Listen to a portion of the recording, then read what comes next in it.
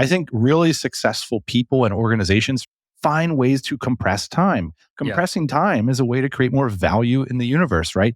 Get it faster, get it now, get what you want without the wait. Hey, podcast listener, even if you are alone in your entrepreneurial journey, know that today, right now in your earbuds, you are joined by thousands of entrepreneurs from all around the globe seeking to grow better, more profitable, location-independent businesses.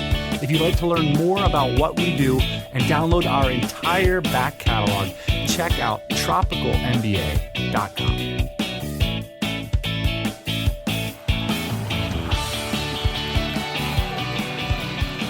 Happy Thursday morning, everybody. We've got a really interesting one for you today.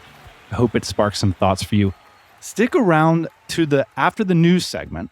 We've got a 20-minute masterclass from someone I've worked with for years, Vincent Nguyen. He is the founder of an agency called Growth Ninja. And why it's interesting is he has a simple and counterintuitive way. He runs an agency, the anti-agency strategy that leads to incredibly high margins. So he's a one-person, high-income agency. He only selects premium clients. He's a one of one, and he solves an efficiency gap, not a knowledge gap. I was taking notes talking to Vince, and I think you will be too. So stick around for that. At the top of the episode, Ian joins us for some business updates. In fact, if you like the pod, we are hiring for the podcast. We don't quite have the job ad finished yet, but we're going to talk about how we're thinking through that and what that opportunity looks like. We're also going to talk about some common money mistakes that we commonly see with founders and 2 new ways that we've noticed that our listeners are using to get paying customers. That and some more news coming your way. Thanks for listening to TMBA Pod. Let's roll it.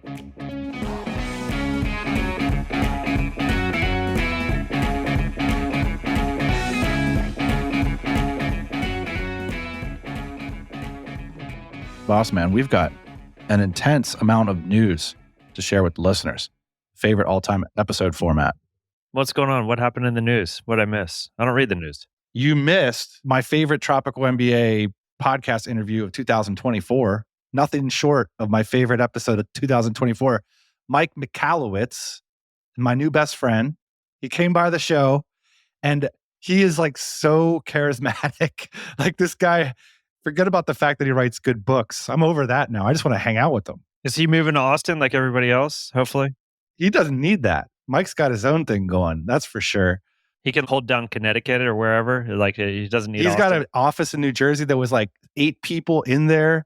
Like before I got on the phone call, it was like the elevator music was on and I was looking at it. He's got books there, but they weren't like color match books. So you know he was reading them. That was one good indicator.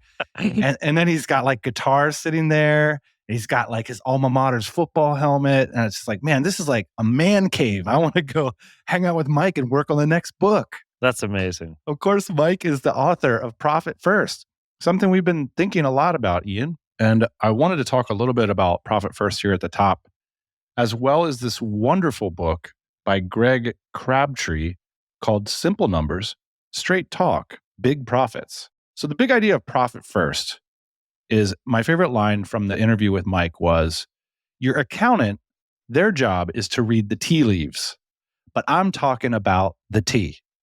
Mm-hmm. I was like, what a dunk. Yes, there is a different, reading the tea leaves is different from the tea. Your accountant is going to read the tea leaves. That's like all your QuickBooks stuff, your P&Ls, your documents, your spreadsheets. But what Mike's talking about is the tea. And that's the money. Where is the actual money? So in a Profit First system, you set up 5 bank accounts. But to simplify, let's just talk about the one where you put the profit. And there's a certain amount of profit that you're projecting you need to make to have a healthy business that goes directly into this profit account. Okay, so that's a bank account. That's the T, or as the kids say, the cheddar. Basically, you want to say with this Profit First approach, this company needs to make 15%. Yes. And we're committed to that, and nothing can interrupt that bank account or that percentage. Or something's going to interrupt it and everybody's going to know about it. And then we know something's broken in our plan, our budget, our financial model. Now, this sounds simple, and it is, but the reality is 95% of businesses do it the other way around. They basically say, we made a bunch of money this month, and then we spent a bunch to make it and to support it. And then whatever's left over at the end of the year, that's what we made. And what Mike's saying is, That's not leveraging the power of a financial model in your business. Now, you can do it in other ways. You can have a controller, you can have a CFO, you can have financial models. But what he's saying is, look, for most of us, let's just set up a bank account. We're projecting to make 15% profit. Let's put our money where our mouth is. Let's get the 15% into that bank account. And then when an employee or you wants to dig into that profit, everybody knows something's broken. And we have to address that our financial model is breaking down. And I think it's a beautiful heuristic, right? It's something simple we all can set up and is potentially very powerful. What do you think about like this idea, like on day 1 versus like day 200? Go on a little bit. So when we're first starting these businesses out, on day 1, does it make sense to say 10% is going into the kitty here, into this account, or 15% is going into the kitty? Because it seems like at different phases of the business, different things happen. And this is also how you rationalize spending or investing in expensive people or whatever it is. You're like, oh, we got to take that 15% out because we're going to have this huge launch and this new product that we're developing, and it's going to catapult the business to other level. So there's all kinds of rationalization in terms of like why you would like dip into that 15%. So I guess I'm just curious, does it make sense ever to dip into it? And then also when you're first starting a business, early days, does it make sense to do it as well? Mike's answer to that, Ian, is start right now with 1%. It's the same thing as put your jogging shoes by the front door. You know what I mean? Like, it's just like a good habit. Let's get in the habit of putting aside 1% of your profit. And then as you see the power in it, you ramp it up to 8%, 10%, 15%. And I think at a certain point, you can make a case like this is the CFO's job once you're at 10 million or whatever. So the profit first system, I think as written, makes the most sense for companies in that messy middle, like over $500,000 in revenue and below 5 million, somewhere in that kind of general range. Speaking of which, I thought we could talk about Greg Crabtree's book because he's asking similar questions that you are, Ian. Basically, okay, profit first, 5 bank accounts, got it. What's next? And I think simple profit, straight talk, big profits is a great framework for what's next. And I'll just share one of the big ideas from the book and get your feedback on it. So basically, Greg's like, once you're past that $500,000 point, we have to talk cheddar. And we have to talk about what your replacement market value is as someone in the business. Figure out what job function you perform that's critical to the business model and pay yourself that amount. Or at least put it on a document where you're doing this brainstorming to figure out if you can achieve a 10% profit or more after you've paid yourself a market rate. And Greg's basic point is founders typically don't do this. And as they scale from 500,000 to 5 million, they don't have clarity around their pricing power and their economic model because they're muddying it and they're cooking the books. Yeah. And what Greg's saying through his experience is that he's seen a bunch of founders do this and they're not building successful economic assets. What they're functionally doing is building themselves a powerful job, or in some cases, a miserable existence. And so I thought this book was a really interesting follow-on. Yeah. One thing that pops to mind here is the founder stall. And I think that's exactly what you're describing here, basically, which is I've decided I need to make $250,000 a year because that's what I feel like I deserve, or like that's how I can support my lifestyle or whatever. And then the business that's it. You just die at that point. You figured out how to have a nice little situation going on where it like pays you $250,000 a year, but that's it. That's it. You're at the end of the road because you've decided to take that money out of the business and not reinvest it. So you're not actually running a business. You're trying to make an income, or at least that's the way it ends up. Where I think what Greg's on about is like, you want to, at a certain point, you have to start getting real, not about just your income, but about the business that you've created and what its potential is to scale beyond you being an incredible operator or skillful founder. So here's the way it I think plays out often is that you're trying to scale, right? And so what you do is you hire people that you think can contribute to that scale. And then at the end of the year, there's $150,000 left over. And you take the $150,000 and pay the mortgage and everything, and you're good to go for the next year. You're trying to scale. What Greg's saying is that in a lot of those setups, you would actually have to pay $200,000 to replace you, or maybe $250,000. And that's something you need to know about your business because those problems don't get solved when you get to $5 million.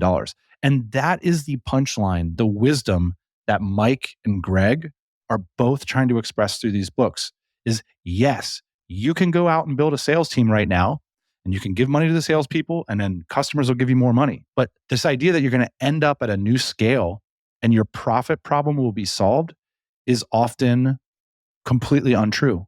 In other words, the businesses don't have the profit power, they don't have the pricing power, and they're obscuring this idea because there's a lot of things you can do to generate more revenue that isn't necessarily sustainable or profitable without that investment.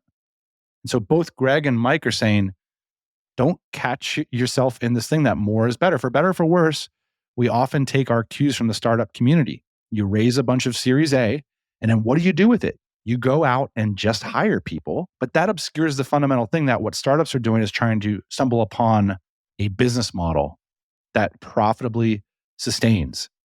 And what Greg and Mike are saying are that be super careful about making that gamble in your small business because you can rob Peter to pay Paul and then end up at twice the scale, twice the headaches, twice the clients, but the exact same broken business model. So it's much better in both of their estimations to be financially rigorous and maintain your margins while you're scaling, which frankly, I think is a little counterintuitive based on what you'd think by reading the internet. Again, like you said, for years, everybody's taken their advice from startup books, right? Which is fundamentally completely different way to run a business and to scale a business and to grow a business. Hire A players and just get them in there. You're going to put an A player on a C opportunity. You're not going to get the benefit that Uber or whatever the case study is. They've got a world-class economic model that they're building. Meanwhile, you've got an agency or an e-com store with margin pressure. And they get into more details, Ian, about like contribution margin and stuff.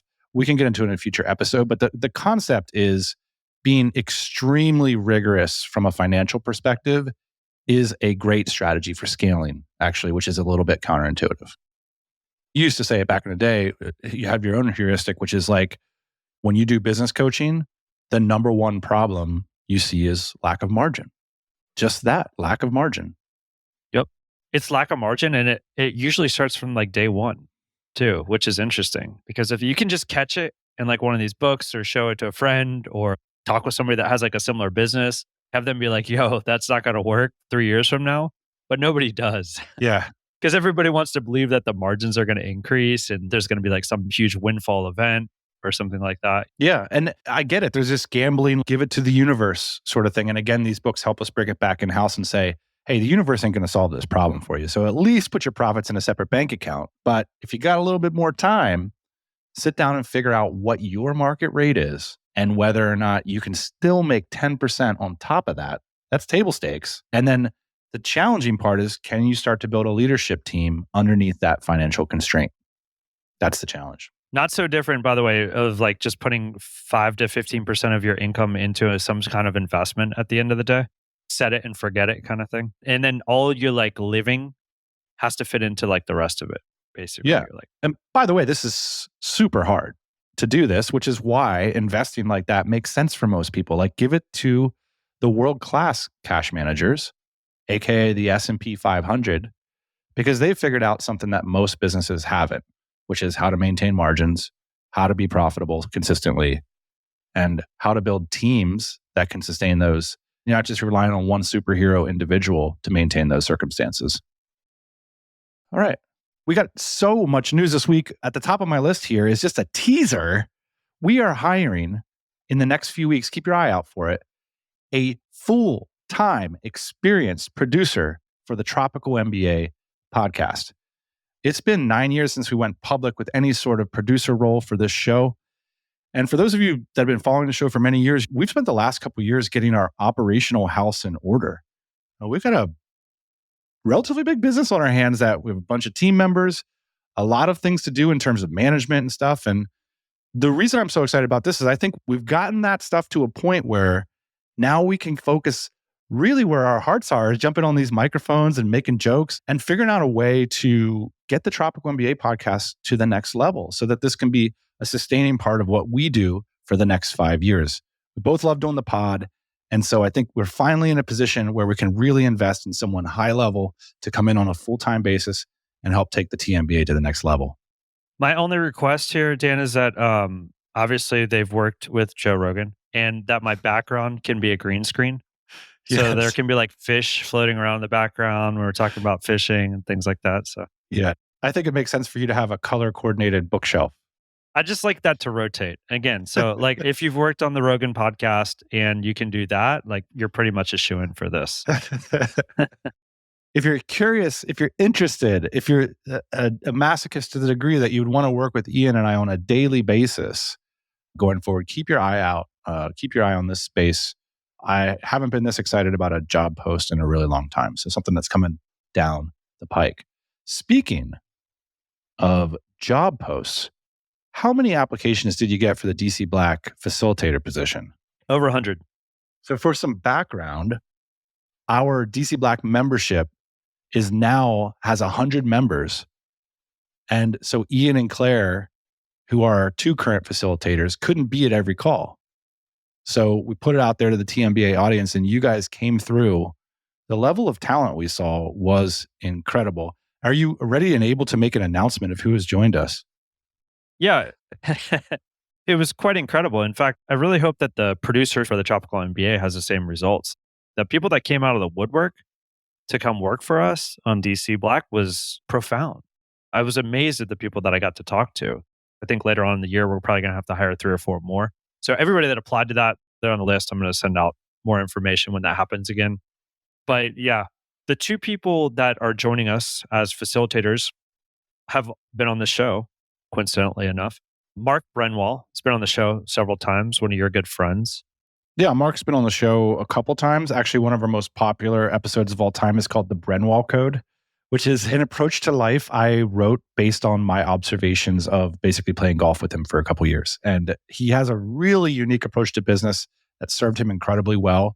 Former agency guy, technology guy from San Francisco, got involved in internet businesses, started doing what now is called ETA, entrepreneurship through acquisition, acquired a small business, blew it up, exited, and now is looking to give back to the community. And so it was really cool that he got involved.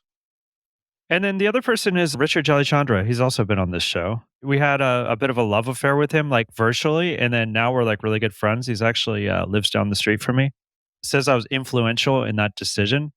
But Richard has been the CEO of a lot of big companies that people know about. MapMyFitness, bodybuilding.com, and numerous others. He's been in the tech space since I've been in probably elementary school. And it's just amazing to watch people talk to Richard. He came to DCBKK this year, and it was just like amazing because Richard has lived this stuff to the bone for so many years that someone can explain a problem to him. And he's like, oh yeah, I've seen this 1,000 times. This is exactly what's going on here. And just to see people light up because the way that he like reflects back the problem, he has deep, unique experience there.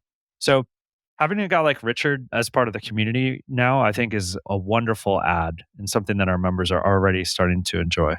Yeah, I remember having lunch one time with Richard and he was explaining to me like how he runs his team calls. We were like swapping notes and like his system was a lot better than mine. And then it was like, yeah, because 1,500 people are on the call. So it's got to be good. Like us is like 10, just 15 people. You can play it by ear a little bit. Yeah, we get to talk life and business all the time. In that vein, like he's very generous, right? Like I'll be explaining something and you can kind of see in his eye like, oh, dude, that's like table stakes, man. Like, congratulations figuring that out. So. You're like, so there's this thing called profit and we're really focused on it. So anyways, bringing on these 2 gentlemen into the DC Black community has been a huge lift for the members that are on their mastermind. And then just in general, having them around the community. Speaking of masterminds, Ian, we got a question from listener Tim, who talked about we've mentioned masterminds on the show, but basically this listener has been trying to find a mastermind, but isn't having any luck. And my reply was a bit curt, which is you got to create one. And so I wanted to flesh that concept out a little bit here because masterminds are a hard thing to go shopping for. If you want it too much, people don't want you in it. There's a little bit of a dynamic there with masterminds, and why it's a service that we've had some success with is the magic isn't really the group of people. and bringing the right people together. So if you don't have a mastermind, the optimal position is to be the person pulling the group together, because then you're going to be in a group with higher quality people. You join down typically, right? But you can create up. If that makes Everybody sense. wants to join and go up, by the way. I can't tell you how many people are joining DC Black and saying, like, I want to be the dumbest person in the room. Like, that's their ambition. And I'm like, there's a surcharge for that. yeah, that doesn't work The all dumbest the time. person surcharge. But I understand the concept. Of course, we all want to do that. Well, I've met with a few people that are looking for this sort of thing in the past month or so. And I think the process is actually like one of these simple, complicated things. So the answer is actually very simple. The execution is more complicated. So the answer, if you want to pull together a mastermind group, is you just need to do two things. Number one, you need to know exactly what it is you want. And number two, you need to be working towards that in a way that is demonstrated and clear to others. These two things are very hard to do. When you say like exactly what you want, I think what you're saying is like, you need to know what you're trying to achieve, meaning like, I want to have a business that does X, or my business does X and it needs to do Y. Like, this is my goal. Let me tell a story of someone who's been on the show before, Davis Wynn.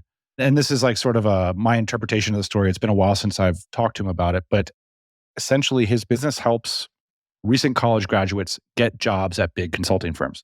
So he's like, look, this is my business. I want this business to get to 7 figures. And that's what I'm working on. If you're working on a similar business and you want to get to 7 figures, let's have dinner together every single night for the next 30 days. And does anybody want to guess whether Davis got to 7 figures with that business? Yes, of course he got to 7 figures. It's so hard, though, to have clarity around what you want. Why? Because it's scary, because you have to make a choice, because it means you're not going to do other stuff. And I think the majority of people that I meet with that want to start a business, they're just frankly not willing to say what it is they're trying to achieve. Straight up. And because they haven't done that, it's hard to identify the next steps. And the reality is, pulling together a mastermind with a group of people that are going towards a common goal is probably way easier than whatever barrier is standing between where you are and where you're going. So if you can't get past the mastermind barrier, it's a decent litmus test that maybe you don't want those things. Maybe you don't see the mastermind as truly that important. And so that's kind of like my unsatisfying response to this query that we get a lot, which is, yeah, if you can't pull together a mastermind, how are you going to get customers? And what I think a lot of people point to is like the things that are less scary. You know what's not scary? Oh, I'm going to build an audience. Yeah, go build an audience, man. Take a couple of years building an audience.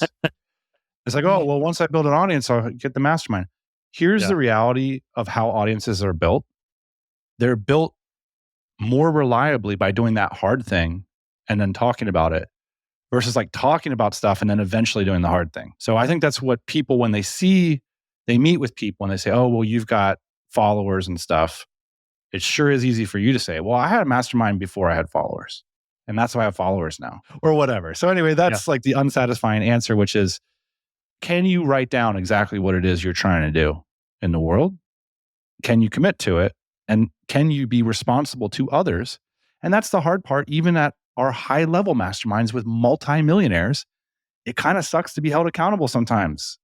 Sometimes you don't want to be held accountable to yourself or to others for the goals you're trying to achieve because you could fail. You could just absolutely fail. That's why I call it simple hard or simple complex. It's like the answer is so simple. Just have a goal. But the execution of that can actually be surprisingly complicated. One other piece of news I would be remiss if we didn't mention it here on the pod is a week ago, I woke up at 5 a.m. I did my own version of the miracle morning, which is drinking 3 cups of coffee and watching SportsCenter.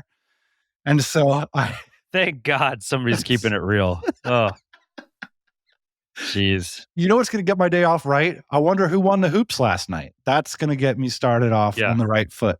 It gets my day off right, checking my Twitter in my bed before I get up. That's my signature success move. That's right. And a little bit of doom scroll gives me the motivation to go out and save my corner of the universe. I mean, if I doom scroll in bed, it means I'm not doom scrolling in my office. So isn't that a good thing? The best miracle morning is going directly to your computer in your PJs and just starting to rack, to starting to go full speed without any sense for priority. Just work as much as you can.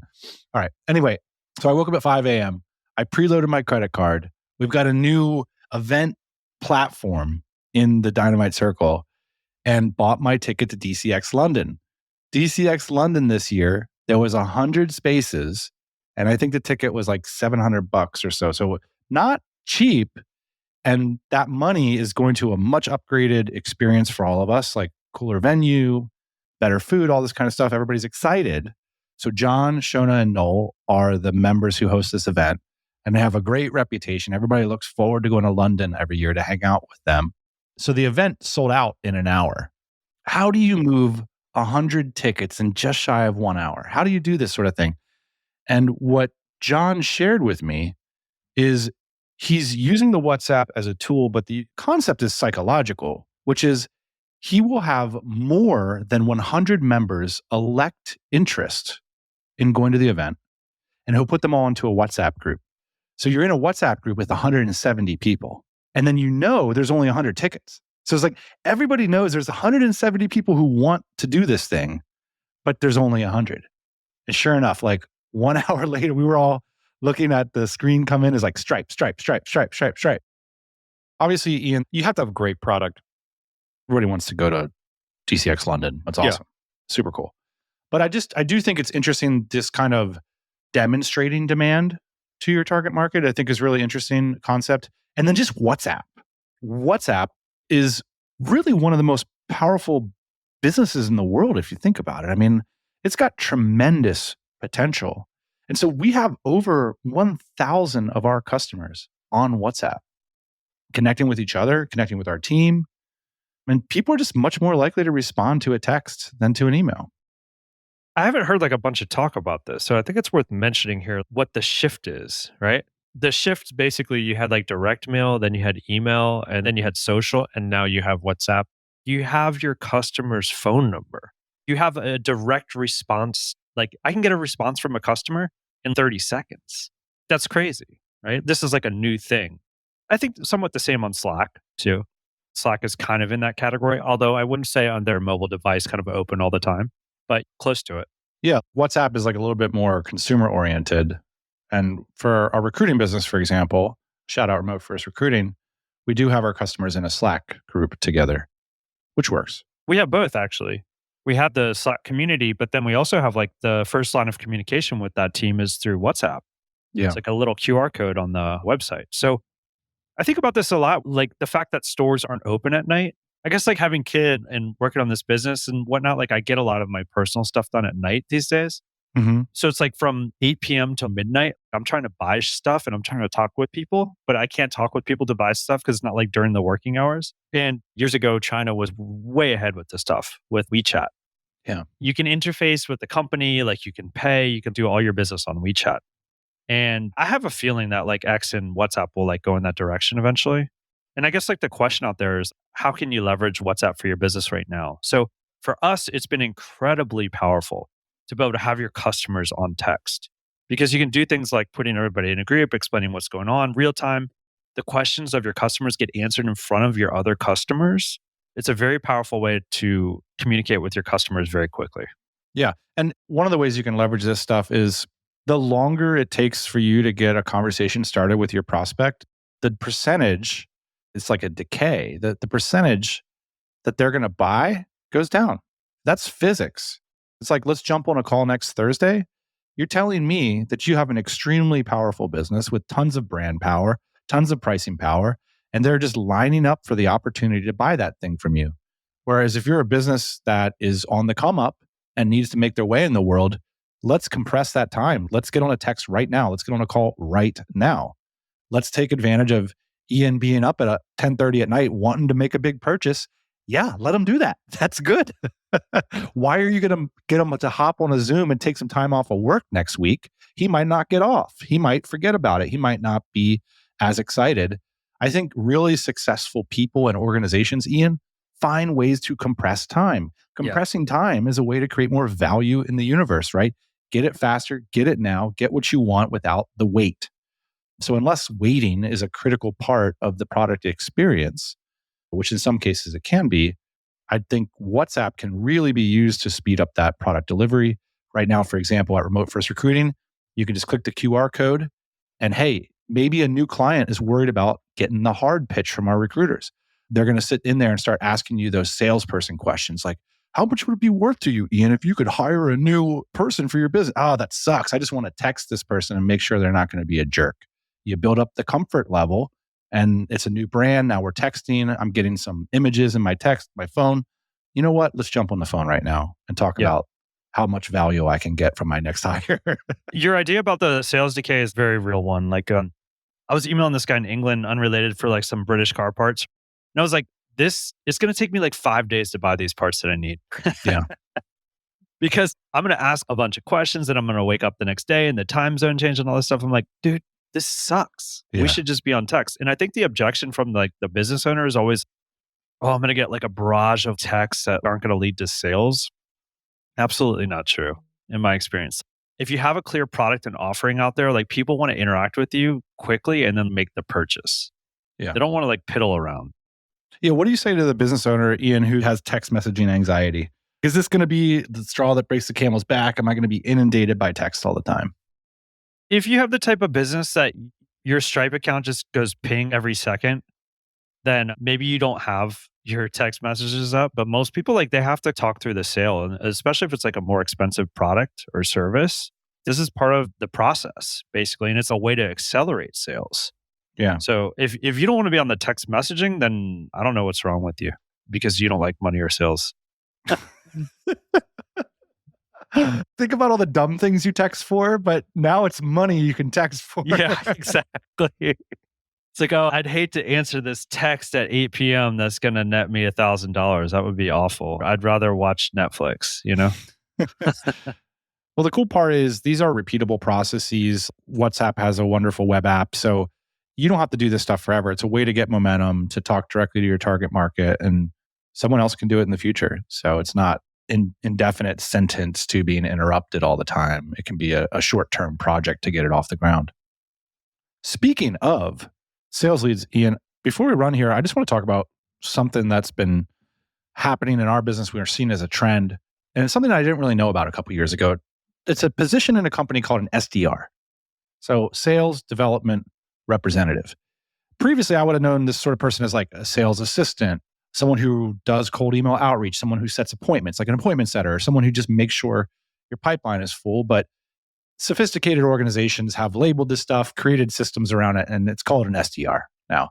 And one of the things I've noticed is that our community is kind of like getting obsessed with SDRs. Like everybody wants an SDR. Like we were looking at our numbers for remote first recruiting, and it's like, I'll pull the last 100 hires. A huge percentage of them are SDRs in Latin America.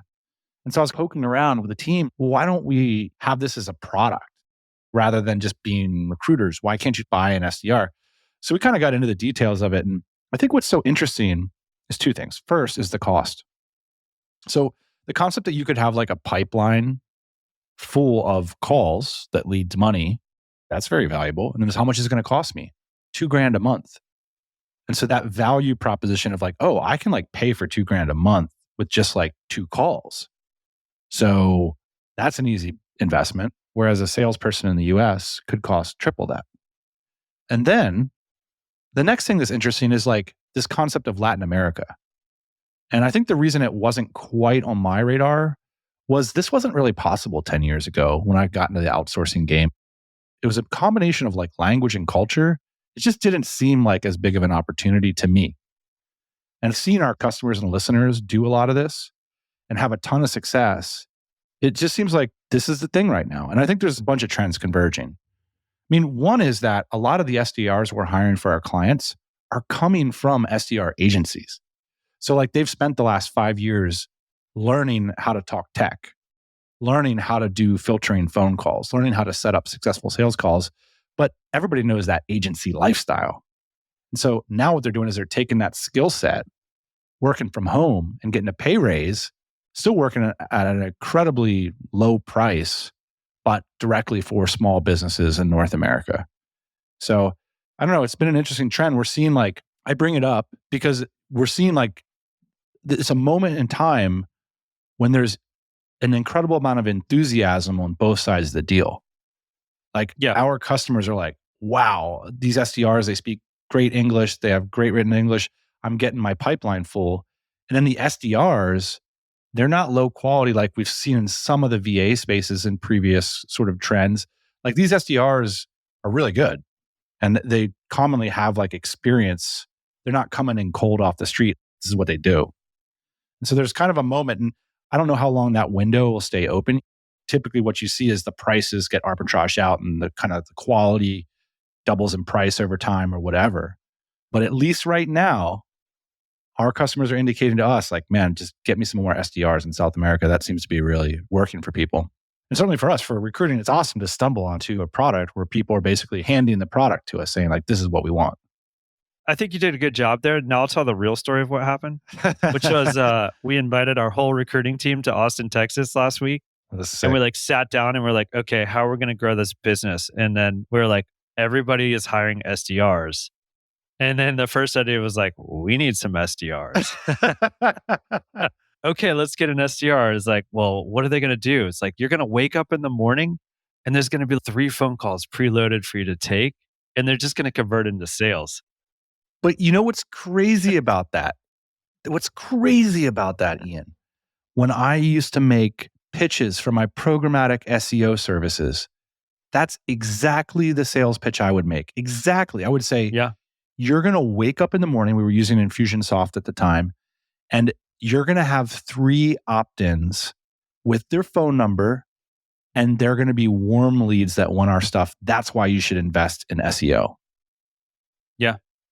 And that was like the flow back then too, by the way. It was like SEO, then it was like social media. Then it was like, well, now everybody's on the internet. So like, what are we doing? We're like going back to the SDR. It's easy to find these people that are potential customers. So like, let's go out and find them, warm them up, tell them about our product, and then set them up with a call. If you were going to start a business today, which would you invest in? SEO for $2,000 a month or SDR for $2,000 a month? SDR all day long. It's crazy. It's like coming back around. That's interesting that you say that. It's true. 10 years ago, when SEO was the primary strategy, especially if you're in like a lot of these B2B niches, like a lot of these Bs, they're not on the internet. Like you don't know who this person is. Well, now at least they all have a LinkedIn profile. Yeah. And most of them have a Google page with reviews, and all these local businesses are legible online now.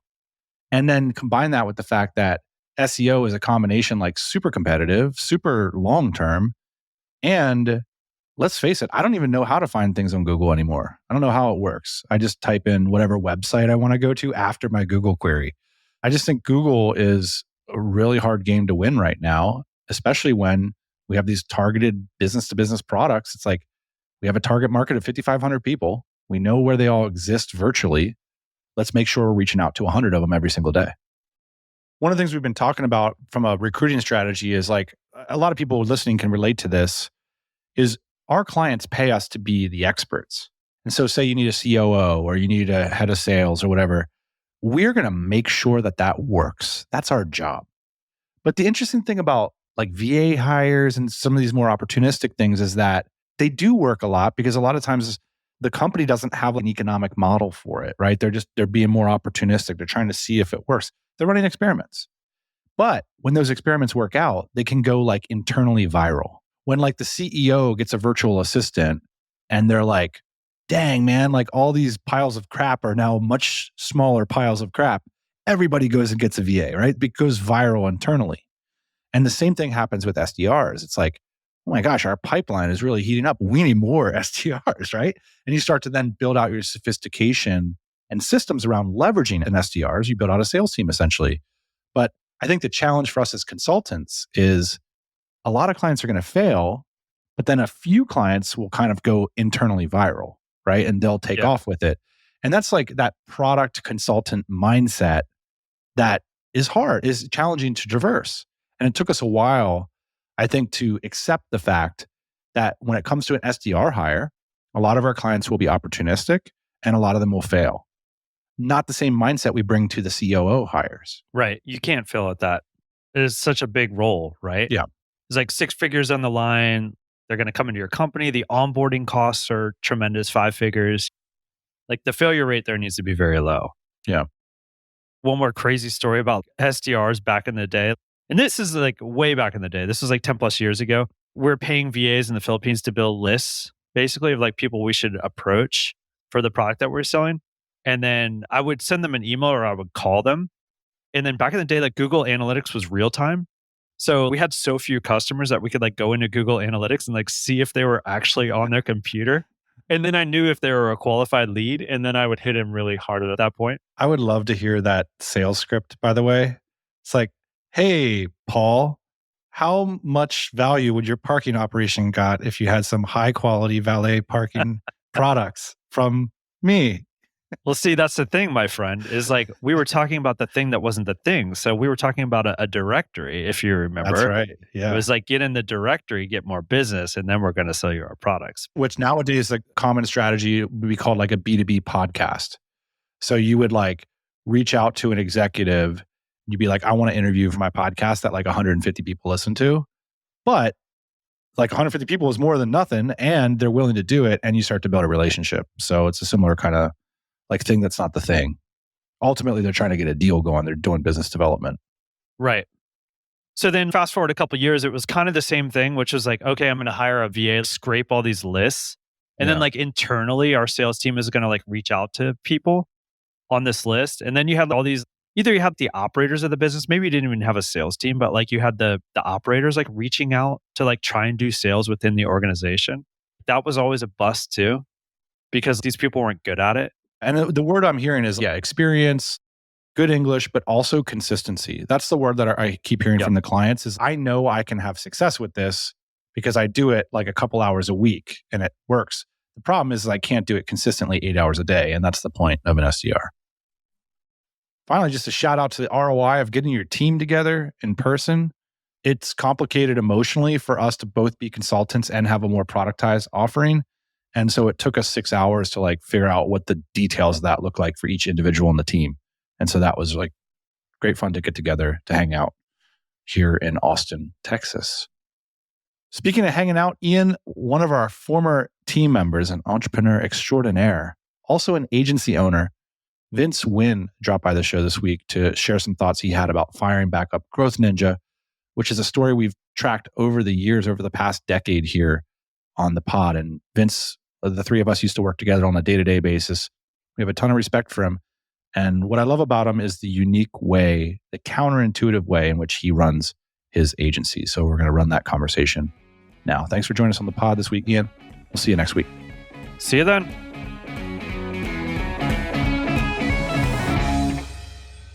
So this is always challenging as a podcaster because for those listening along at home, Vince and I have been on the phone hundreds of times. And like the first podcast we did must have been over 10 years ago. I think I can pull up the date. Was it the family one, Dan, where I talked about how I lied to my family for 3 years? I was secretly running my six-figure company without them knowing. They thought I was still taking online college classes while I was abroad living with the Empire Flippers, for those of you in the know. The theme of today's show is navigating the pressures of friends, family, and colleagues. Vincent Nguyen is the founder of Growth Ninja, and this was written in 2017, a performance-based Facebook ads company. You may remember Vincent from an episode we posted a few years ago about apprenticeships. So that was like a few years ago in 2017. Vince has paid his dues in the world of entrepreneurship, having worked with the Empire Flippers before starting Growth Ninja in 2015, all the while hiding the fact that he dropped out of college from members of his immediate family. Yeah, I don't remember if I told you the full story, man. But late 2013, I was going to this community college in Arizona because I didn't know what I want to do with my life. So I guess I go to college so my family is not hassling me, but I'm not going to pay the tuition at ASU.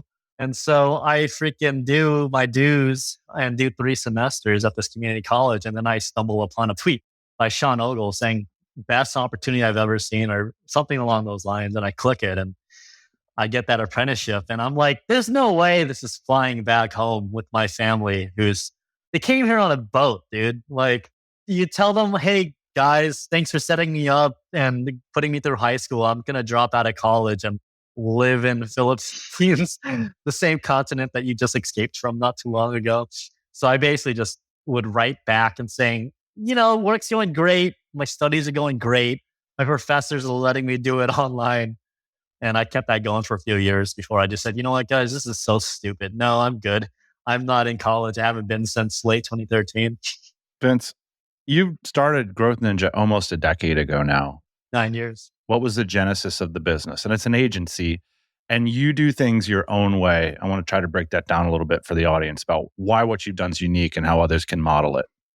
Well, I'll say agency might be too kind of word. I think I'm a glorified freelancer, if you think about it. But the genesis started was, I was still, a marketing director for Empire Flippers. So that was late 2014. And I just remember being at DCBK, the Dynamite Circle's flagship event that happens every October. Quick plug for you there. Yeah. Free of charge. Good. Dude, I just remember being in the parking lot and I'm just just at the 7-Eleven right by the hotel, the venue. Where the magic happens. Yeah, that's where the magic happens, dude. And I'm just looking around. I'm like, these people are badass. And they're ordering some expensive food, not giving a shit, right? And I remember thinking in my head, can I pay for this? I wasn't super well off in my role there. It was a small company at the time. Empire Flippers was not the size of where it is these days. So I was basically employee number 1 or 2 or something like that. And so I was just doing the math in my head and I'm like, well, this is a good gig, but I think there's kind of a ceiling on this thing, right? And the ceiling ain't that high, Southeast Asia or not. So I'm like, okay, well, I got to do my own thing. I got to be someone who's attending this event and I paid my own way. And so literally I sat down with my then boss, Justin, and I just told him here's kind of what I'm planning, man. Just, getting your thoughts on this. And then just a few months later, I resigned from the company. And then January 2nd was the day I opened up that laptop and just started sending emails. I registered the growthninja.com domain. I think I had to pay some dude $50 for it because it was already registered, and just started sending emails, brought on Empire Flippers as one of my first clients and another first client of mine. So classic, you anchored into your last job. I think that's a really good sign for an agency founder. If you can sell your services back to your previous gig. Exactly. Yeah. And they were super supportive. They came on. And the guy who, funny enough, who is also another DCer, who gave me the idea for doing Facebook ads as my business, he also came on board as one of my first clients. So right off the bat. What was his name? You want to shout him out? Yeah, Kevin Koskela. And at the time, nice. He was doing triswimcoach.com, if I recall correctly. But dude, having those first 2 clients kind of right off the bat just made it feel really good. You know what I mean? I didn't know what I was doing as far as client acquisition goes. And to have these 2 companies come on board and say, we'll give you a shot. Yeah, it just felt good. How would you describe over the 10-year period Growth Ninja's financial performance? Is there some way you can give us a sense of how successful it's been financially or what the scale of the business has been? Yeah, I mean, I can't complain. It's been good. I started the company in January 2015. My first 5-figure month was literally May of that year, I think. So it was pretty quick. And we'll probably talk about this later, but I've been semi-retired for a while. And I just came back out of retirement, probably October. Last month, I sent an invoice to one of my clients for 20-something thousand. I'm going to invoice that same client for 30 this month. Most clients that I work with for a long time, they usually pay me 5 figures every single month because I take percentage of gross. So if I only work with clients that I'm spending a lot on ad spend and generating a lot of gross revenue, I end up eating pretty well too. And you're sitting on a big old house that you own and all that. So this is definitely a success story. I think it's interesting that you've been able to sunset the business and not encounter a lot of the challenges that agency owners traditionally face. A few of them, I'll point them out. One is team management. One is declining margins as you scale. One is arbitrages that close over the period of time. I mean, you were able to shut your business down and start it back up, and it seems just as strong as ever. What have you done that's unique that other agency owners aren't doing? So whenever I talk to agency friends of mine, I'm as confused about their circumstance as they are about mine. Usually everyone assumes I have a big old team and that I do like everything. They assume I do, oh, you're doing the ads, but you're also doing the email marketing, you're doing the funnels, you're doing the landing page. And then I always assume that they have really high profit margins and they have a small team and they only do ads. But the reality is they do the whole shebang. They do everything from A to Z.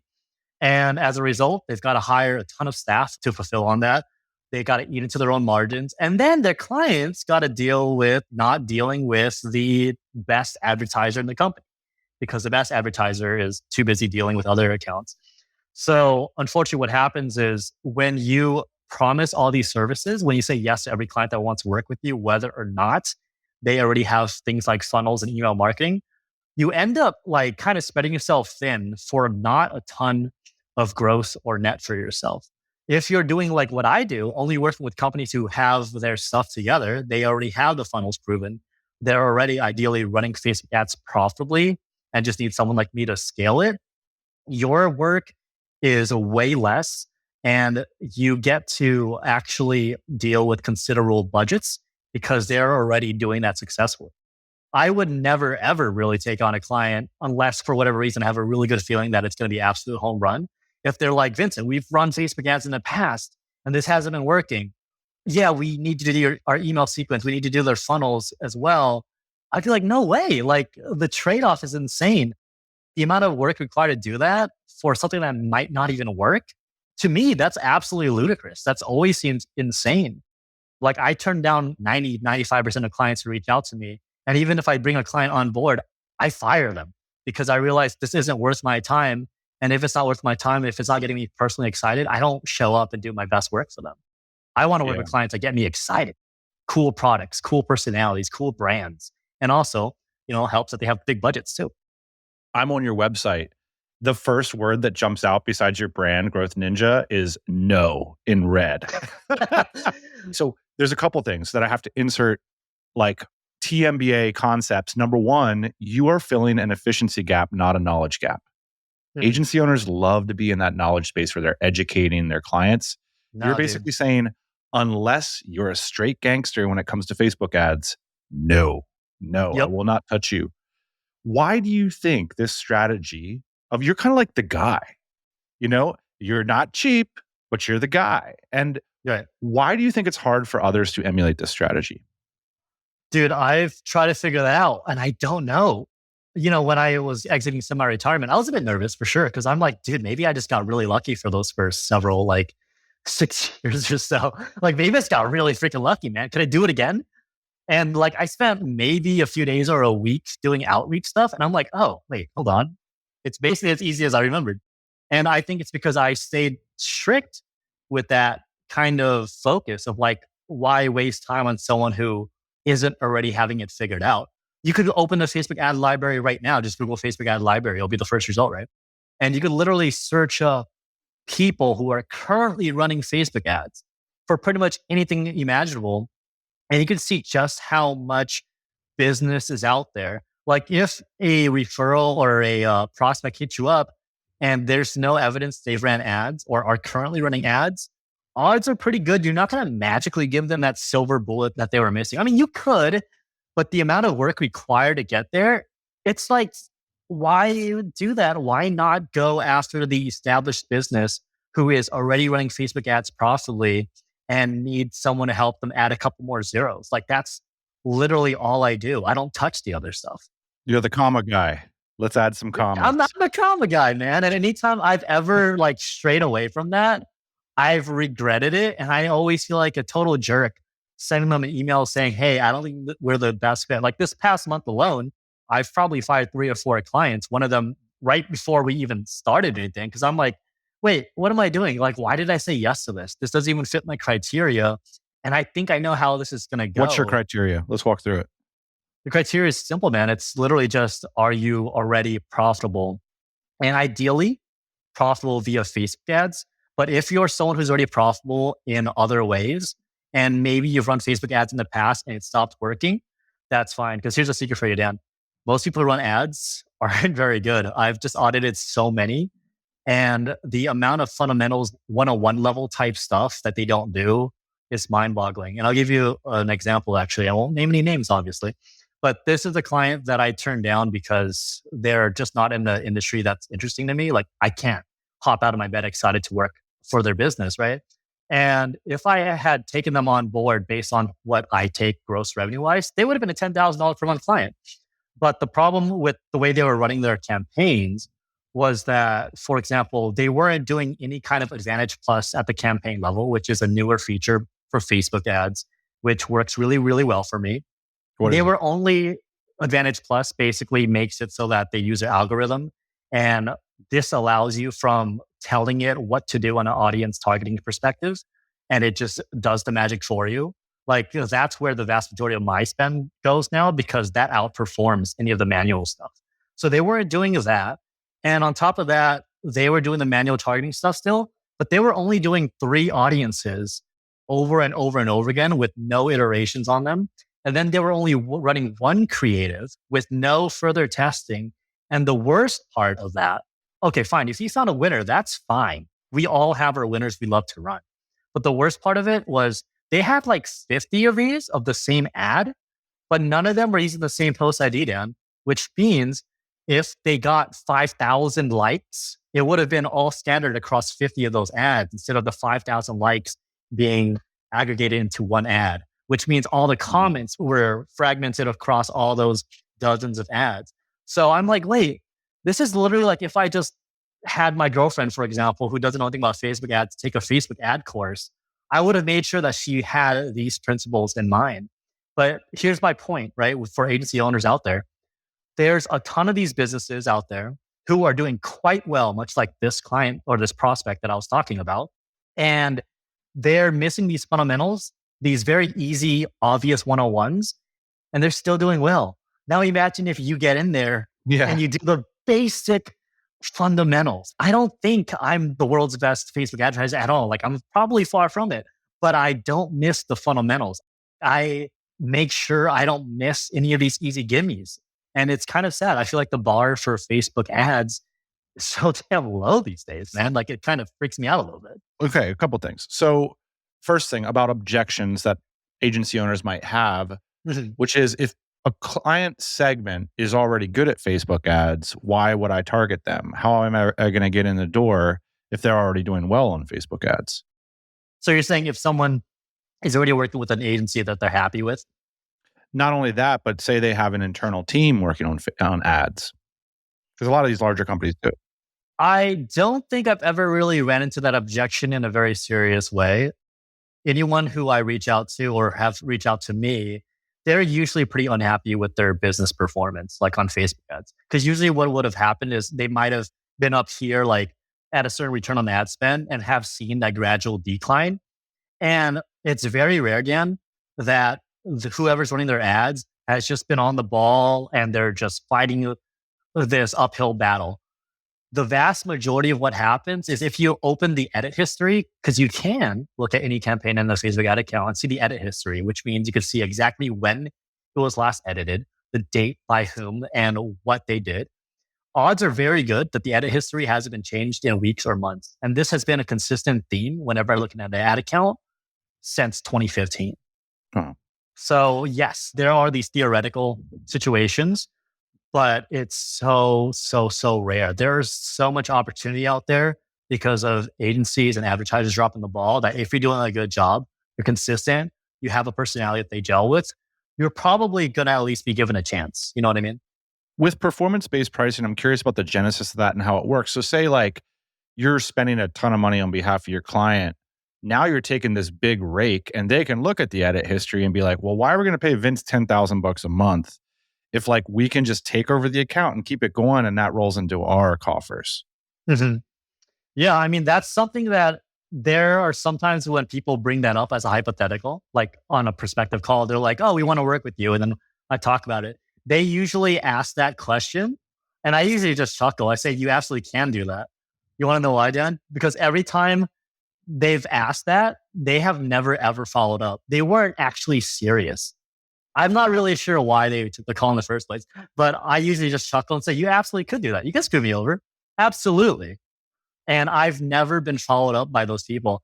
people who I work with best, they don't think in those terms because they see the results. Like, for example, the first client I brought on post semi-retirement, they've been through half a dozen ad agencies, and all of them, none of them actually were able to cut the cost per acquisition down to 250. This is a product that charges 200-ish per year. And my first day on the job, I cut their CPA in half. I tripled their ad spend. And now we're actually spending 10 times more than they ever did on any given month. And on top of that, they used to run YouTube ads, millions every single year. That went straight to zero 2 years ago. I don't even really know YouTube ads that well. Took a crack at it. Now we're spending thousands and thousands per day on YouTube ads. So like, yes, this client could easily cut me out, but they would have to go through another half a dozen agency that failed to like do what I'm able to do. Walk me through your pricing. So it's no upfront. You guys are vetting each other, like doing some heavy dating in the beginning. Mm-hmm. And then you're taking a specific percentage of all. Does it scale based on the total volume, or you just continue to take the percentage if you're spending 100,000 versus $1 million? So I take 10 to 15% of gross revenue that I generate from my ads specifically. So obviously I don't touch organic or anything like that. And I don't really implement a tier system unless it's something discussed ahead of time. You see with e-commerce companies, obviously 10 to 50% is a huge ask. So we have to be a little bit more like negotiating there.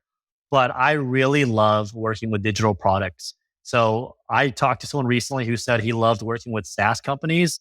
And I'm like, SaaS companies? Like, dude, I haven't worked with a SaaS company since 2016 because I don't remember exactly the thought process, but I just remember going, no way, I'm not touching SaaS companies. Like, there's no profit there. There's no scale. And let's just say this person was kind of asking for my advice. And I'm like, my advice is don't do SaaS anymore, man. Like, it's so much harder. And e-commerce, there's plenty of e-commerce companies out there, but I'm just saying digital is the way to go because if they don't have any expenses, anything above a 1x return on the ad spend, you can literally make them multimillionaires with that kind of margins. So these are products like courses and things like that. Courses, anything that doesn't have a giant cost of goods sold every time you make a sale. Now, that doesn't mean you can't have physical components to a digital. That could always come later. But for me, the unofficial criteria is sort of like, I love courses. So I get excited if you tell me, oh, you've been running Facebook ads profitably and you're a course creator. I'm like, dude, get me in there. You don't need to pay me. I just want you to get me in there so I can show you the difference in results. Like if you're that confident, that's a pretty easy sell, man. Like I literally tell people, dude, you don't owe me anything if I'm not performing. Like a client that I actually really enjoyed that I fired recently was because I thought they were doing such a fantastic job in-house and my campaigns after my fees, it's not worth it. So dude, I'm not going to invoice you at all. I'm bowing out. And I also want to say congratulations. You have a kick-ass team. Like I think if you have that personality, people don't really ask you all of these questions and tire kick that much. You know what I mean? Yeah. But what I want to hear from you is how do you nail premium clients? Because I was always really impressed that you had these premium clients that spent so much, and yet you were just getting started as an agency. And I see so many people struggle, yet you're just premium always. Tell me about the process of getting the attention and closing the deal with marquee people. An example would be like somebody like a Tim Ferriss or like, you know what I mean? Like somebody who's like, that's tough. Yeah. I've never went to that level. So here's the thing, dude. What's the process to land a marquee client that's a household name? I have no clue. I'm in the business of like making these people. My big clients, they weren't big spenders when I came on board. They were spending like peanuts. And I'm like, wait a minute. Those are some juicy margins, man. This is like all digital and this is consistent. Okay, let me see what I can do. Like the story of this client that you're talking about, one of my first biggest clients was literally me and this dude hanging out at a coffee shop every Tuesday. We would co-work and he'd be like, hey, Vince, this looks pretty good, right? I'm like, yeah, you should bump that up. The next week, Vince, I bumped it up. Dude, you got to bump it up more. And then repeated this 4 or 5 more weeks. And I'm like, dude, I'm just going to take this over for you. And like, I literally just scaled it like crazy. I think it's just a matter of like, to get these clients, to make these clients, you got to stop messing around with the clients who like are going to be a ton of work just to get them to baseline break even. Work with clients who are like either already doing well, but don't know what they're doing in terms of scale. There are a ton of them, by the way. Or work with clients who are like this close, and you could see that if you just added a little bit of your skills, it takes to the next level.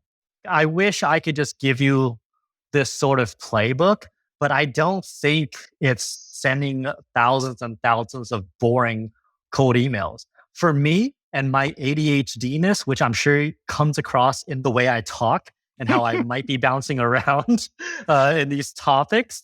But like for me, I hate doing boring stuff. I can't do thousands of emails a day, and I can't even get myself to delegate that to someone because that's boring, and I wouldn't want them to do boring work. I'll talk about this client that I'm about to bring on. It's in a space, let's just say it's an athletic sports space that I personally play. And I was like wondering, is there a course out there? Horseback riding, right? That's Exactly. horseback Let's riding. say horseback. Damn it. I was trying to be sneaky, but you got me. So I went into Facebook. Okay, so you can steal this tip, whoever's listening. I literally went to the Facebook ad library. I typed in quote unquote horseback riding course, and I scrolled around. I filtered for active only, and I'm like, so these guys are doing it. And I noticed, hey, the head dude, the figurehead, just got inducted into the horseback riding Hall of Fame. So I'm like, this is fun. I set up this mock course in my house using tape, a piece of paper, and a measuring tape. And then I took my iPhone out, put it on front view camera, and I said, hey, congratulations on making the Hall of Fame for X sport. Don't mind me. I'm just getting some reps in and practicing. Anyway, while I do this, hope you don't mind me running through what I do and why I'm reaching out. So I literally just said, hey, just got out of semi-retirement. I work with all these types of businesses doing this, and that with Facebook ads. With that said, I see you guys are crushing with Facebook ads. I just want to get in a conversation and see if there's a fit there. If not, no worries. Hope you got a kick out of this. Like I did 4-ish of these videos and I got that response back. And this guy is like, yeah, I'm going to create a whole new course and I want to work with you on it. And I did a few more things that are similar along those veins. And I got a ridiculously high response rate on these. And I think for me personally, someone who is so ADHD, I need fun stuff like that for me to even do it. And I think bringing your own creativity and personality and stuff like that nets you a way higher response rate. There are some scrolls behind me, and I've only sent 6 of those out to businesses I want to work with, each personalized with like what I'm saying to them specifically. And I got 2 out of 6 to respond back to me. And those were big companies. What's a scroll? I can show you, but basically the idea, and feel free to steal this, anyone who's listening, I just went on Canva. I found a template that looked like an old-timey, ye old scroll. Yeah. I wrote, hey, Tropical MBA, and then I referenced there's some stuff that only someone who did a little bit of research would know. Talked about some stuff that I'm able to do, my results and stuff, gave them my email address, phone number, literally rolled it up into a scroll, put it into a tube, which you can see to the left or right on my watch box there. And then I mailed it to their office. So a little bit more steps than an email, but 2 out of 6 response for big companies. I mean, shoot, I'll take it. The next evolution of that as well is you can literally stick a QR code in there and make a video and like video yourself putting together the scroll, make it a little bit meta. The more you could do things that literally no one else is doing, that's worth at least a conversation. And if not, that's a fun little story for yourself. You know what I mean?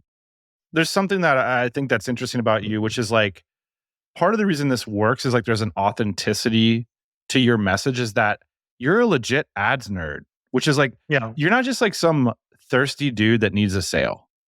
And also just authentically nerdy too. Like Dana Lindahl and Rob Hanley can both attest, because we've talked about this very recently, that I do the most untraditional, unconventional things. And it usually works out because it's who I am. Like this scroll thing, this video while playing this sport inside my own house thing. People would hear that and be like, what? That's like weird. Kind of stupid. It's a waste of time. I'm like, it is stupid. It is stupid. And that's why I'm going to do it, because that's what I think is fun in that specific moment in time. And I'm going to ship it, because the worst case scenario is they don't respond. And if you're sending out cold emails, you're getting a 1% response rate anyway, right? Isn't that the average? So like, who cares? I just wasted 2 minutes of my time, like big whoop. But it works for me because that's my brand. So like, find your own way of showing off your personality without sending out thousands of cold emails that go to spam. A lot of agency owners who are in the space of marketing, they then get tempted to get into the product game because distribution is typically the hardest part. Getting people to buy your course is sometimes harder than creating the course itself.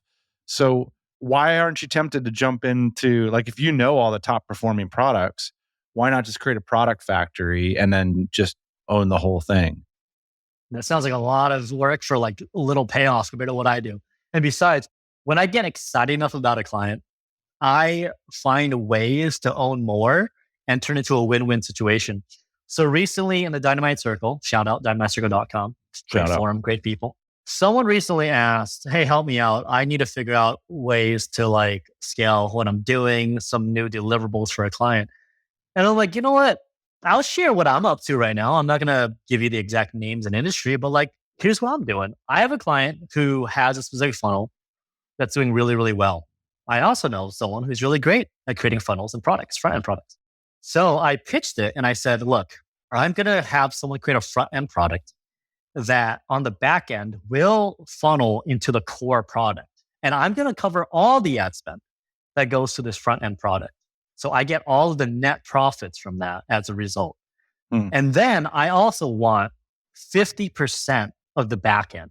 So basically, it's sort of an affiliate play, except now I get to use their assets, their resources, their Facebook page, their email list, and all these beautiful things. So it's not just a faceless offer. It's an offer that's branded by them, an offer that has their backing, that feeds into the core product, that works as a valuable resource. And the great part is now they get the back end sales without paying any ad spend. And I still get a piece of that, except I get to keep the net on the front end. So I basically own this thing without myself having to even really do much work creating it, because now I've got this great partner who I'm sharing some of that net with. And then, you could do things like that. Like I always hear, oh, I'm just going to go create this thing. Like, dude, that's fucking hard, man. Yeah. You know how hard it is to create a freaking product? You can't just snap your fingers and do that. But you know what is relatively easy? Working with some big old clients and making it a win-win where they can't really say no. Like, how do you say no to like, we're going to create a completely new front-end product for you and use my own money to bring you more customers. And on top of that, I'm still getting paid on the original funnel. So I mean, like, it's everybody wins on this thing. And if it works out really well, then we're just going to print money for everybody. So there are ways to own stuff without starting from scratch. And I think that's the best play for a lot of advertisers, is don't literally go into a completely different ocean that you're completely unfamiliar with. Go somewhere tangential. I think it's amazing. I honestly do. And you've never had a team member. You've only had like a handful of team members, and you don't mind keeping it focused enough. You can get through all the deliverables, all the work. Yep. No problem. Yep. I've only ever had, one employee, I think back in like 2015 or 16, because common knowledge was you need a team. And I never knew what to give her for work, because it's not like there's that much to do when it comes to Facebook ads. It's literally just doing the Facebook ads. So then I got rid of her. And then like 2017 or 18, I had a employee for a few months. And I literally was like, yeah, I'm going to talk to my biggest client and see if they want to hire her. So I literally talked to my biggest client, who was also local. And I said, hey, I'm not needing her anymore. If you want to work with her, she's available. So I basically got them together. And to this day, they're still working together like 5 years later or whatever. So, wow. And ever since then, it's been solo. I will say that a very real problem that businesses who hire agencies have and feel is the frustration they get when they get on the phone call with ABC agency and they talk to this smooth talker. Maybe they've talked to the head honcho or like the senior advertiser. And maybe this person even runs the campaign for a month. And then a month later, sure enough, they get kicked down to the junior, who clearly usually doesn't know what they're doing. So they start out great, then performance goes down. Literally, if you look at my website, one of the value props spells it out, because I saw that kind of hole in the market, if you will. I literally say, it's just me. I'm the person on the phone. I'm the person running these ads. I'm the person sending you these reports every week. And that to me is like a huge differentiator between everyone else who's like delegating everything away. There was this recent group chat actually asking how many agency owners here delegate and outsource everything. Literally 9 people said yes, and I was the only lone person that said no. And I'm like, wait, so what are you doing with the rest of your time then? And also, Facebook ads doesn't even take that much time. So what is everybody doing? Why do you have such a big team? it's always confused me. You know what I mean? I think less truly is more when it comes to this stuff. And that ends up leading to better results for your clients. Do you see other niches that have the potential like paid ads, or are paid ads unique in this sense? Paid ads is unique in the sense of like, I put $1 in, what did I get out of it? SEO, I admire the people who have built really great businesses around SEO, but that would scare me because I'm so impatient. I need that sort of instant gratification. And when I say instant gratification in the world of paid ads, that's like within a couple of days, right? And so with SEO, it's like, yeah, put this up and wait 6 months. Let's see what happens. There was a thread recently in the DC forum asking about, oh, does anyone here know a performance-based SEO agency? And just like I suspect, people were like, well, you can't really do that. There isn't really a way to pull that off because the lines get blurred. While with Facebook ads, assuming you have like attribution systems set up properly, it's very clear. The money hits your account. You have a third-party software that tells you where does that sale come from, and then you go from there. It's instant. Right. You can go to your client and say, like, I made you $10,000. I would like my $1,500 back, essentially. And if there's any doubt in the data, you can literally show them exactly how the software works. So if anyone out there is listening and they're not using a third-party tracking software like Hyros, Triple Whale, Northbeam, and relying on the Facebook ads dashboard, yeah, you don't want to do that because the funny thing about Facebook ads dashboard is it could either underreport or overreport, or funny enough, do both simultaneously. And if you want, I can walk into the technical details of how that works. But you want a software that basically integrates your payment processor, like Stripe or something. And when that sale comes in, it looks at the email address and/or IP address and then maps out where they came from based off the UTM parameters that you plugged in. Got it. And what's UTM mean? I actually don't know what it stands for. Unique tracking something. Unique tracking. I know what it does, but what does it stand for? IDK. Yeah. Let's see. Urchin tracking module. Oh boy, what the heck is an urchin? And you don't even have to cut this part out. I don't care if people don't know. Oh, know that I don't know what UTM stands for. That's right, prospective people listening. I don't know what UTM stands for, and I bet you didn't either. What about the agency owner says, Vince, this can't scale. You know, you have to show up. You have to sit at your desk. You have to sit in these ad accounts. You're not going to be able to scale your income. Dan, I started playing Fortnite at 7 a.m. this morning. What the heck do you mean it can't scale? I was playing Fortnite before I got on this call, Dan. What do you mean it can't scale? Elaborate, Vince. The point is, if you're not offering the world to them, if you're not offering funnels, landing pages, email sequences, Facebook ads does not take a long time for one simple reason. You can't just launch a campaign, look at the results 8 hours later and determine if it's a winner or loser. It's something that you let it sit, hopefully, for at least a couple of days before you scale or kill. Yeah. Because if you make decisions based off those first few hours, dude, you're making decisions based off of like bad data. This stuff takes time. And the funny thing with YouTube ads, I learned, is that with YouTube ads, it takes a full freaking week. And it's immediately obvious because cost per lead is literally triple or even quadruple or sometimes even 10x our usual. And then literally it just drops down to our normal levels, usually within 5 to 7 days. And then suddenly it's a scalable asset. So I don't know what people are talking about when they say Facebook ads take so much work. I don't know how you're able to scale this with just you. It's like, there's not much to do. Like there's very correct decisions you could make, but it's like 2 days later after you make a new campaign. You can always be setting up for the next campaign and the next campaign, but there's no like 24/7 actual work to be done. I'm not building like a saleable asset anxiety. What do you think when you have a lot of entrepreneur friends who, you know, like the Empire Flippers, they could maybe sell that for X numbers of millions of dollars. What do you think when you think about Growth Ninja for 9 years? What about the opportunity scope of being this kind of single agency owner? You know, I have the opposite of that, and I don't know how to define it. If I had someone drop $100 million in my bank account, I'd be deathly afraid because I'm like, I need a little bit of fear in me. I need this anxiety of like, oh my goodness, if this stops working tomorrow, how much runway do I have? How many years is that? It's like, if you gave me a number that literally completely wiped out that anxiety, what do I do? Like, I'm a little different from everyone else in that regard, where I'm not about maximizing my own net worth no matter what it takes. Like, yes, it definitely helps to make a lot per client, but there's a certain sweet spot.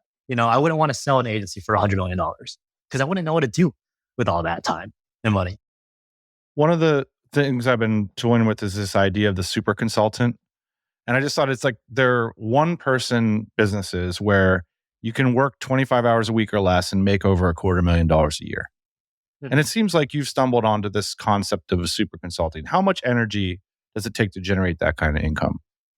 For me, I do enjoy when I am urged to work more than like the minimum. Like when I'm constantly thinking of new projects and ideas and like bonuses and funnels and stuff like that. That's exciting because the fact that I'm that excited in doing it, that means I really care about like what this particular client is accomplishing.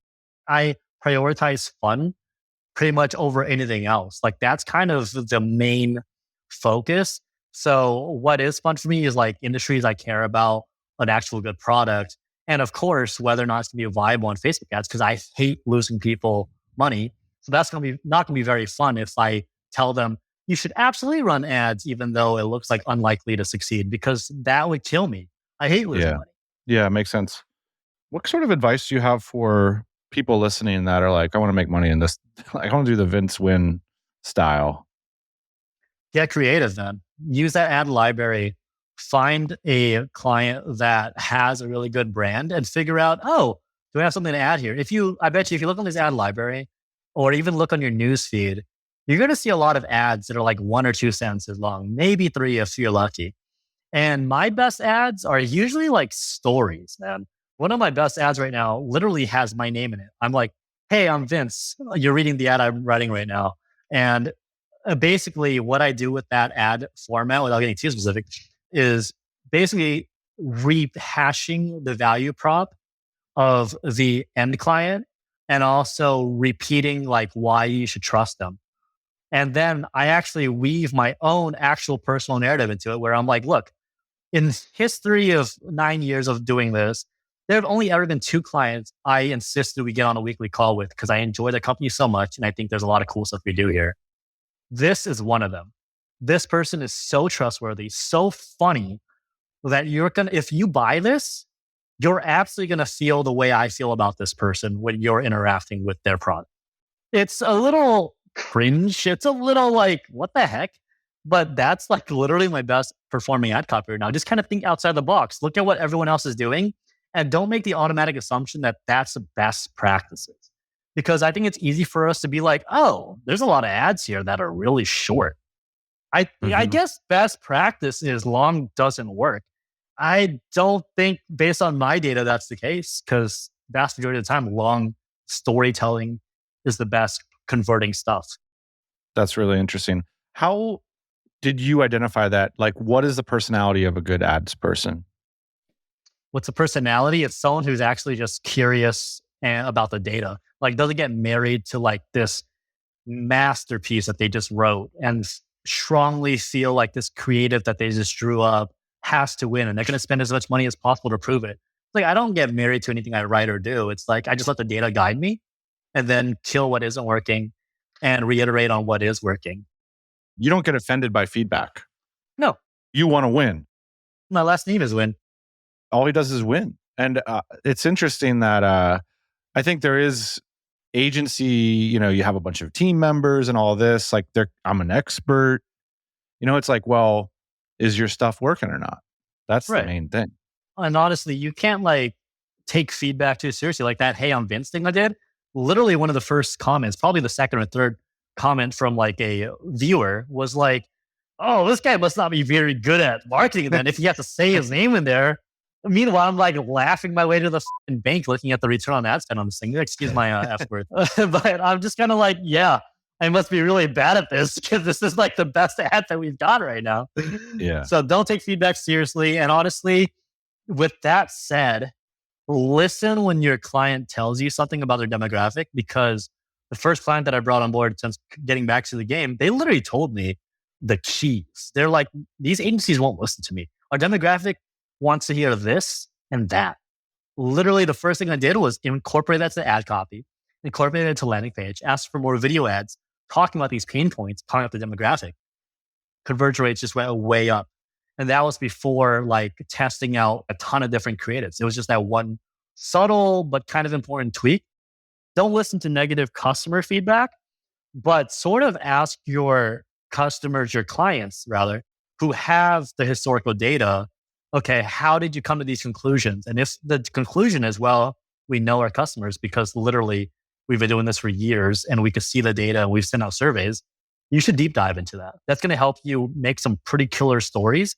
And don't be afraid to share personal stories from your clients too, if you think that'll help. Obviously, don't like get weird about it. But if you think there's a personal story that's touching and relevant to what you're selling, absolutely. Love it. Any final thoughts, Vince? Hopefully some stuff I talked about today raises the bar a little bit because look, you guys, I've looked at so many ad accounts, advertisers. We could do so much better, you guys. I see you guys not touching these accounts. I see the edit history. Come on, get in there. Make some edits. Come on. What's it going to cost you? They're paying you.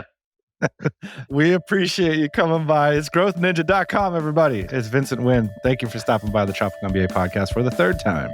Make some edits.